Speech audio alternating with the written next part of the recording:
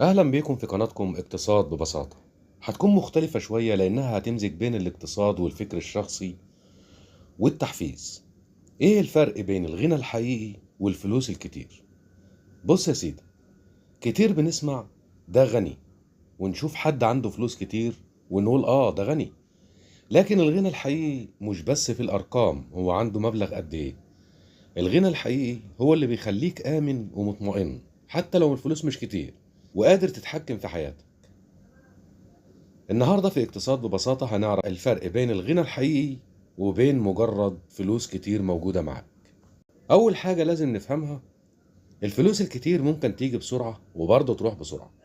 يعني ممكن حد يكسب مليون في سنة وفي السنة اللي بعدها يخسره كله بسبب سوء إدارة بقى أو تضخم أو استثمار غلط. الغنى الحقيقي مش بس المبالغ اللي معاك دلوقتي، لكن هي قدرتك على تحريك الفلوس بشكل صحيح. تاني حاجة، الغنى الحقيقي بيتعلق بالموارد اللي عندك مش بس بالفلوس الورقية. يعني ايه الموارد اللي بتدخلك فلوس، مش الفلوس النقد اللي في ايدك.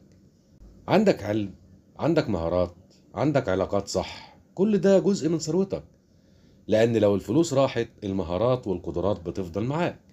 تالت حاجة، الغنى الحقيقي مرتبط بالاستقلال المالي. يعني تقدر تاخد قراراتك بدون ما تعتمد على حد. مش بس تكون معاك فلوس كتير، لكن يكون عندك سيطرة على حياتك واستثماراتك ووقتك. مثال بسيط، شخص معاه 10 مليون جنيه لكنه مديون. شوف بقى، تخيل بقى، معاه 10 مليون جنيه ومديون. طبعا دي جديدة ها؟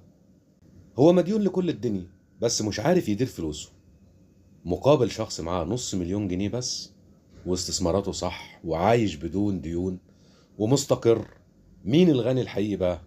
أكيد التاني. رابع حاجة، الغنى الحقيقي يعني تقدر تحمي نفسك وقت الأزمات.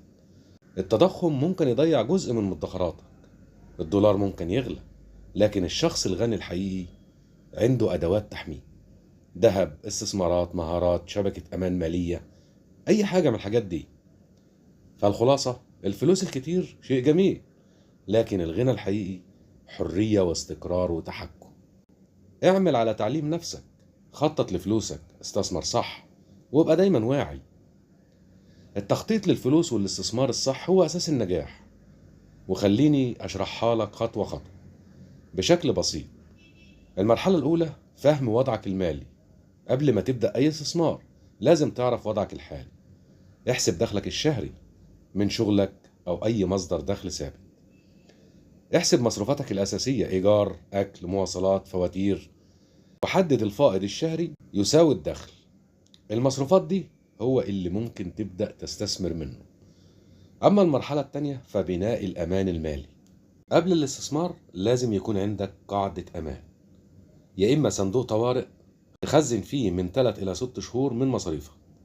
مثال، لو مصروفك 5000 جنيه خزن 15000 إلى 30000 للطوارئ، لأن مش ضامن إيه اللي هيحصل.